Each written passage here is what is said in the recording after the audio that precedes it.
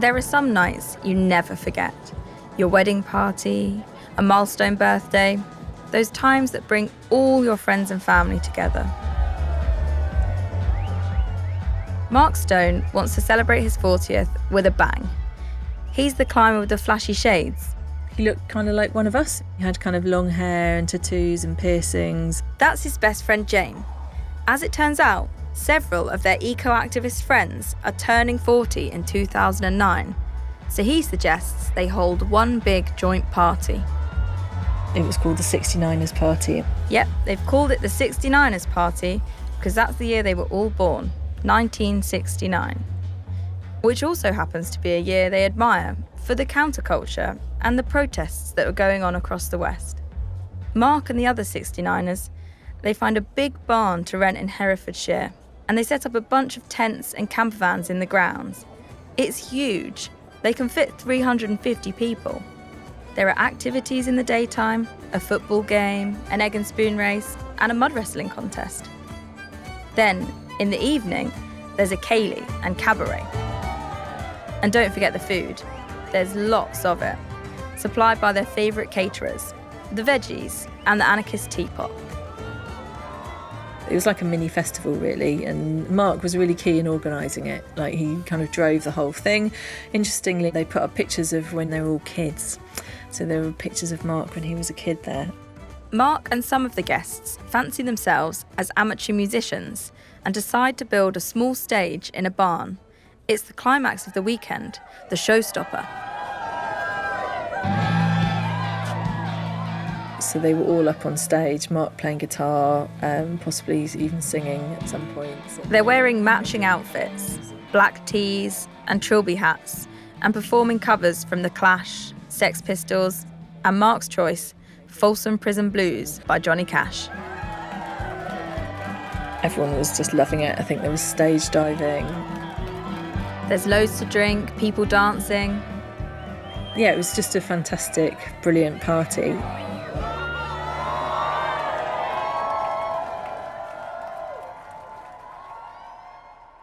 After all that buzz, you'd think Mark would be riding high. But for some reason that nobody quite understands, he goes to bed really early.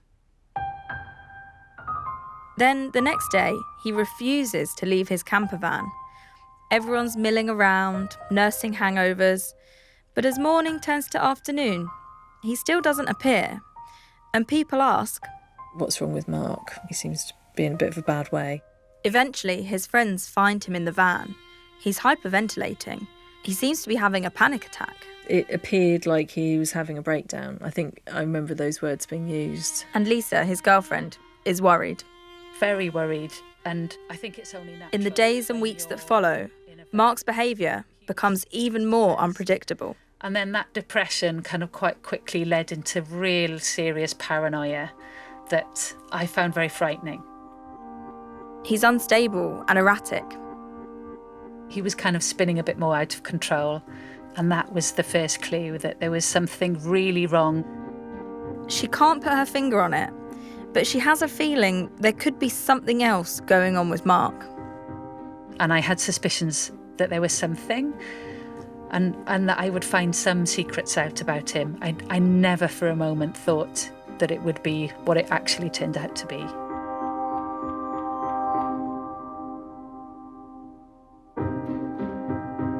I'm Cara McGugan, and this is Bed of Lies. Episode 2, Secrecy.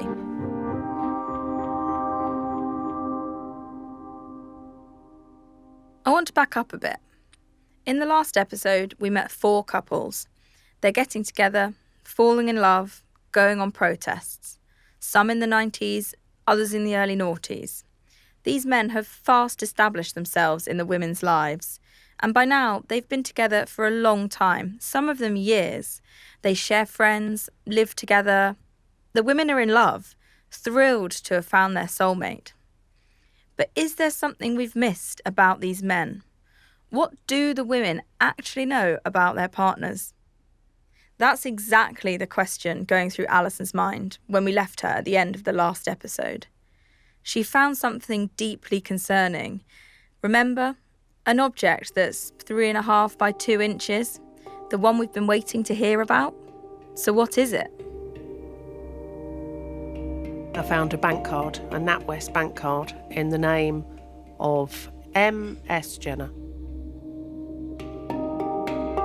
What's going on?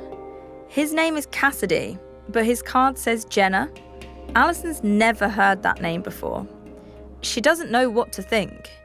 Imagine how you'd feel if you found that card. The sickness in the pit of your stomach, confusion and panic mixing together. There's a lot running through Alison's head. Mark's been acting weird. Is he having an affair? Maybe he's embroiled in something serious. Has he broken the law? Then he comes home, and Alison confronts him.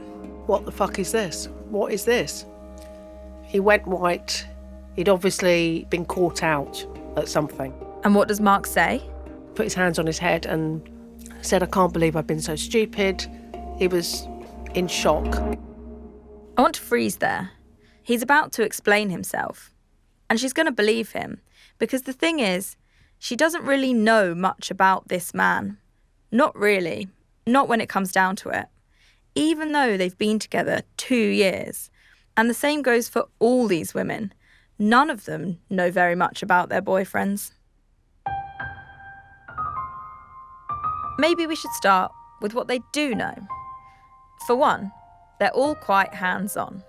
Carlo Neri, the Italian who took Lindsay to Venice, well, he's a locksmith. He was given access to the keys of many of our comrades because he was a locksmith, and so he changed people's locks on their houses, he changed people's locks on their cars. Mark Stone, meanwhile, the climber, well, he's a rope access technician.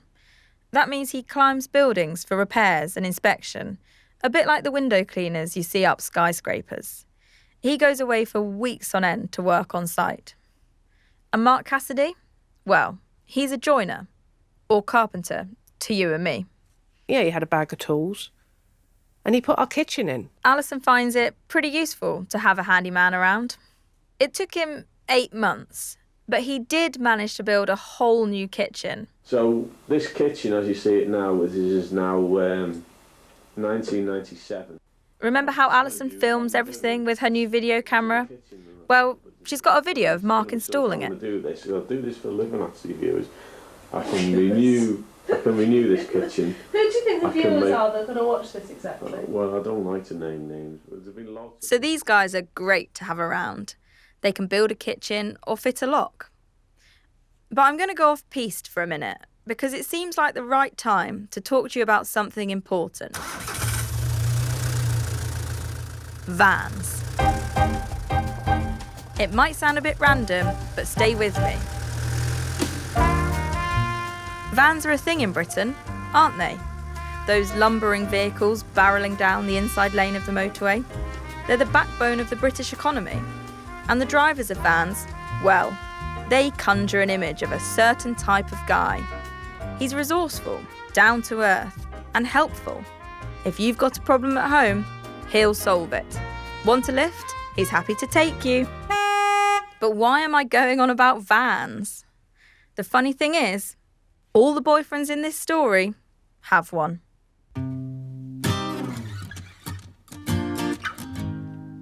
He had a work van. He had a red van, like an old post office van, with seats and curtains in the back. He was always borrowing a van off his uncle. He would drive people to demonstrations. And he'd said to them, is there anything I can do? I've got a van. Could I help transport some stuff? He put it at everyone's disposal. Generous with offering lifts. Wanted to be helpful. That's what made him such an indispensable member of that group. Yeah, fitted in very quickly. I can remember one particular time there was it was a raid on a battery farm. That's Jessica. We haven't really heard from her before. She's an animal rights activist. Rescuing chickens from appalling conditions in a battery farm. Her boyfriend's called Andy. Yes, Andy Van. That was how everybody knew him. Yep, you heard that right. They even call him Andy Van. Jessica and Andy are our 5th couple. Without Andy, she feels like she would have missed out on quite a bit. Yeah, there's things that I don't think would have happened if it hadn't have been at his instigation. We were quite a disorganised bunch, missing like demonstrations because we turned up late and all sorts of things like that. So, we weren't this this military style group that that you would think that we were. And he's organised. He's efficient. He gets things done. Just like all the boyfriends we're talking about.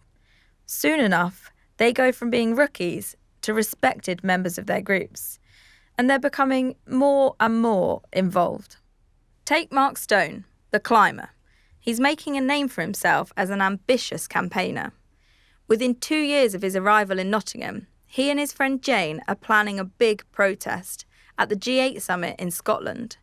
They're going to block the roads around the Glen Eagles Hotel and try to stop the likes of Tony Blair and George Bush from arriving.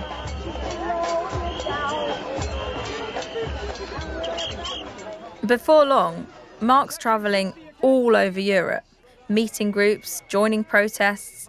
He goes to Ireland, Germany, Spain, France, even New York. Friends know him as the guy with hundreds of contacts. He was seen as a bit of a kind of a linchpin in some ways, that he was a connection between activists. He would bring back news from activists in Berlin when back to Nottingham, and he was quite a big networker. Then there's Mark Cassidy, the guy from Birkenhead. He's a rank-and-file trade unionist. He's often on the picket line, and things can get hairy out there.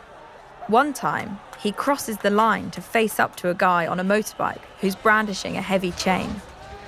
Another time, he's on the ITN Evening News. I was very proud of him in Dover, I think in '96 he was shouting at the National Front. I still got the footage of that. After only a few minutes, they were confronted by a small group of anti-racist protesters determined to block their path. Yeah, he's on film, he's on the news, looking very hard. A couple of fireworks were thrown at the National Front. In time, he gets involved with Red Action.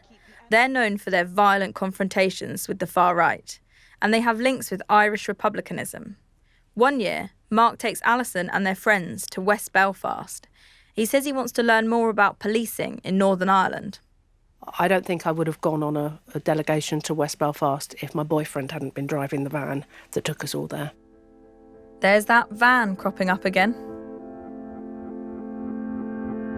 So you get an idea of the sorts of things they're up to. They seem to care deeply about the issues they're campaigning for. This isn't to paint them as hot-headed, though. Really, they're quite sensitive guys. And when you find out the sorts of things they've been through, you'll understand why. More on that after the break.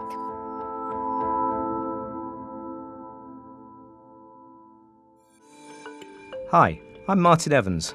I'm the Telegraph's crime correspondent, which means I spend my working life covering stories about some of the darkest aspects of our society. Death, destruction, murder, they're all on my daily beat.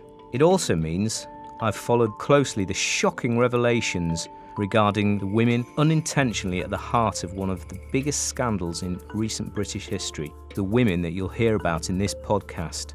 But journalism like this takes time, and time, as we all know, means money. And we can't tell important stories like this without the support of our subscribers. So if you'd like to support what we're doing and to read, watch and listen to our huge range of journalism, head to telegraph.co.uk/Lies podcast, where you can get 30 days free access to the Telegraph online. And after that, it's just £2 a week. That's telegraph.co.uk/Lies podcast, or click on the link in the show notes to this episode. There comes a time in every relationship when you need to confide in one another, to tell those deep secrets you don't share with just anyone. We all have a past, and sometimes it's painful. Sharing these things can be tough, but it can also bring you closer, give you a sense of intimacy and trust for one another. A few months after they meet, Jim and Rosa decide that moment has come. They're the ones in Reclaim the Streets. He likes her use of coriander. He sits her down, cross-legged on the floor. They're holding hands, and he says he's going to tell her a secret. And I thought, yeah, okay, a little bit hippy-dippy for me, but, you know, fair's fair. He's trying to do the feeling thing, and that might be quite hard for him, so... So she humours him, and she listens as he tells her he was adopted. It's really difficult for him. And he pulls out a photograph of a young boy that he says is him, and he's in a cardboard box. And he says... But that was just after I arrived with my parents. I guess I felt safe in there. He's overcome with emotion, and he cries in her arms. Then there's Birkenhead Mark. Soon after he meets Alison, he tells her something intensely personal about his family. His dad was killed by a drunken driver when he was 8 years old. His mother remarried a bloke that he didn't like, and his grandma had sort of brought him up, and he loved her, but she had died 2 years previously. They're incredibly sad stories. Heart-wrenching, in fact. He showed me pictures of a really young boy, must have been 18 months, 2 years old at the time, and said this was his son from a previous relationship, and he was estranged from this son. His adopted father had beaten him up, and that's why he was estranged from them. So he was virtually estranged from his He mum. always said that he was slightly estranged from his family. That word, estranged, it comes up quite a bit. And if your boyfriend's distant from his family, there's one thing it guarantees.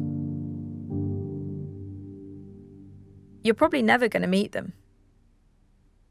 Complicated stories like these can also shut down further questions. It's painful to bring them up, so the women don't pry too much. All they feel is empathy. After all, there's no reason for their boyfriend to lie, is there? But when there is a bit of emotional baggage, it's not uncommon for it to spill over now and again. So when Alison and Mark start to argue, she decides they finally need to confront his troubled past. Alison never dreamt of getting married or having children, but in her early 30s, she finds herself in this very settled relationship with Mark. They've been together for 3 years. We had a flat with a second bedroom. We had joint income coming in.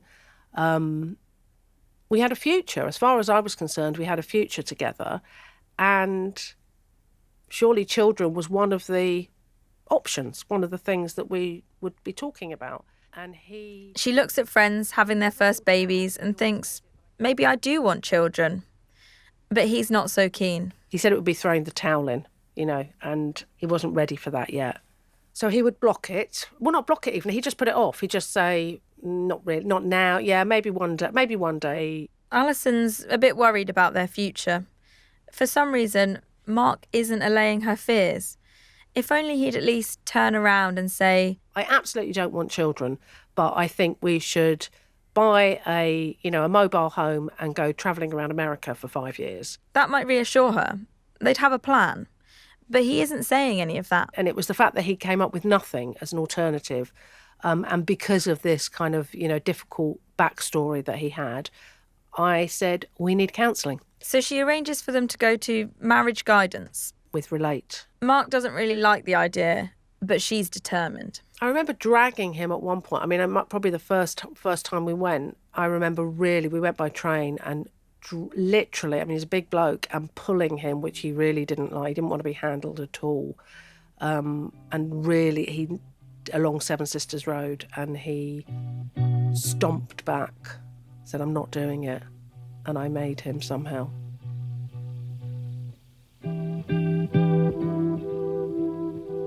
Every week, for a year and a half, they go to counselling. But sometimes it feels as if he's just coming up with any old excuse to prevent them from reaching a decision about having kids. At one point, he said his father had been epileptic and he was worried that it might be a gene and he'd have something like that. He couldn't explain why he was so blocked on this. At the beginning of the relationship counselling, they said, you know, with this counselling, it's always a way to work out whether you can resolve your issues or whether you will break up. And I'd always seen it as a way that we would resolve our issues. Now, one of those unresolved issues is the discovery of that credit card, the one in the name of M. Jenner. I want to go back to that story because I haven't told you what Mark tells Alison when she confronts him. And what happens next is important, but not in the way you think. To recap, so you found a card with MS Jenner on it, but his name is Mark Cassidy, and that's your long-term partner. So when he comes home, are you holding the card and sort of brandishing it at him? Yeah. Mark has gone pale. He's in shock, as if he's been found out for something. So what does he tell her about the card? Well, he says he can't believe he's been so stupid. But it was stolen, that he'd bought it from a bloke in a pub, and it was cheap, but he'd used it twice to pay for petrol, and that I must never tell anyone. And he persuaded me that it was so embarrassing for him to be presented as like a common thief. And he begs her, please, would I just get rid of it, and he would never do anything like that again. But please, I must never tell anyone because he's so embarrassed. And so you agreed to destroy it with him? Yeah, I cut it up.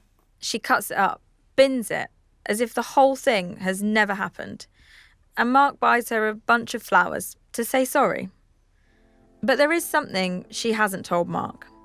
Before he got home, Alison wrote down the name Jenner on a piece of paper and hid it at the back of a drawer.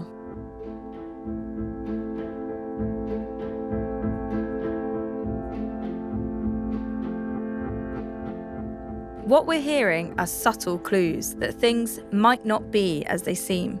Places where the mask slips and the truth flashes into view just for a second. But we've got a little bit to go before the women work out what's really going on.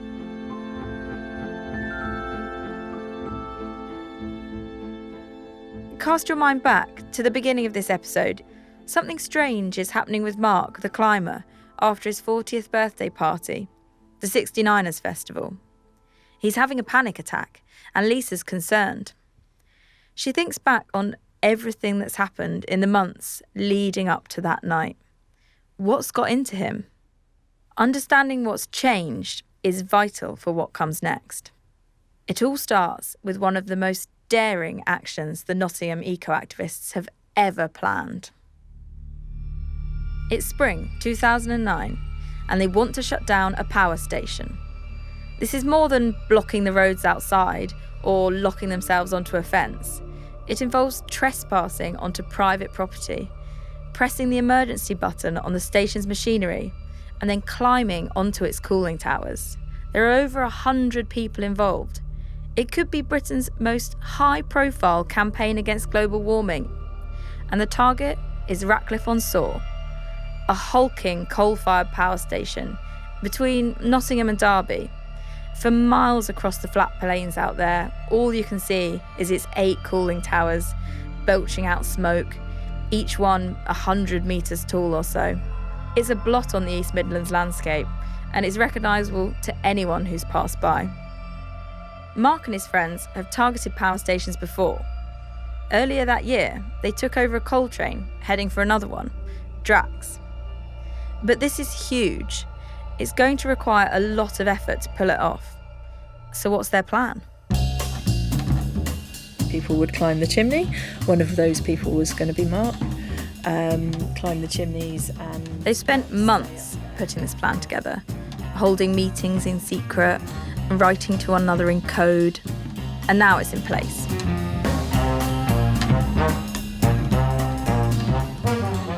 They're going to set off at 3 a.m. There are colour-coded teams with decoys to distract power station workers. Mark will drive the black team. They'll shut down the power station's main conveyor belt, then latch onto its machines. They're ready to go. But it never even gets off the ground. I remember waking up the morning of of when the action should be happening and hearing helicopters circling. Their arrests had always been controversial. 114 climate change protesters held after what Nottinghamshire police called a preemptive raid.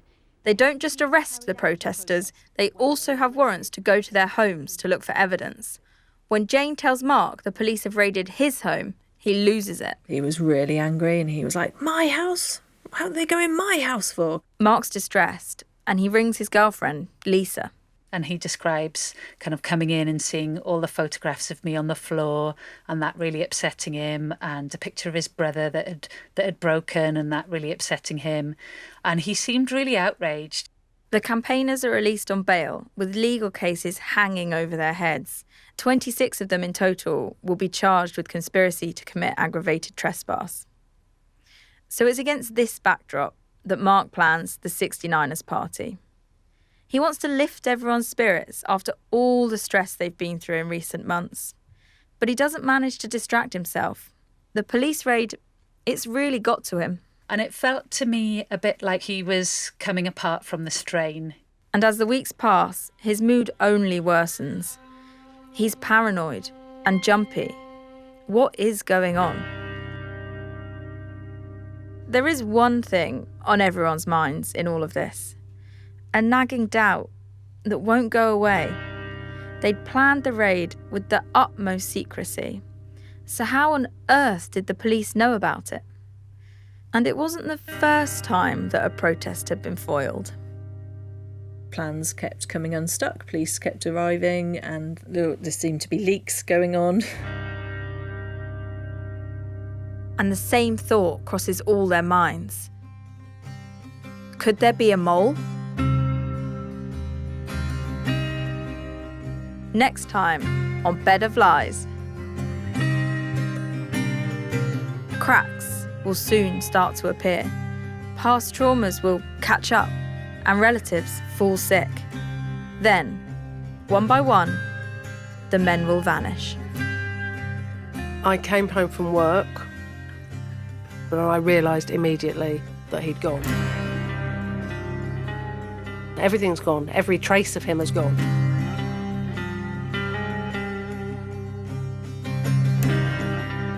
Bed of Lies is written by me, Cara McGugan, and produced by Sarah Peters at Tuning Fork Productions. The executive producer is Theodora Laludis, and sound designs by Peregrine Andrews. To stay on top of who's who in our story, to see exclusive pictures of the men involved, and to look inside my reporter's notebook, go to telegraph.co.uk/Bed of Lies.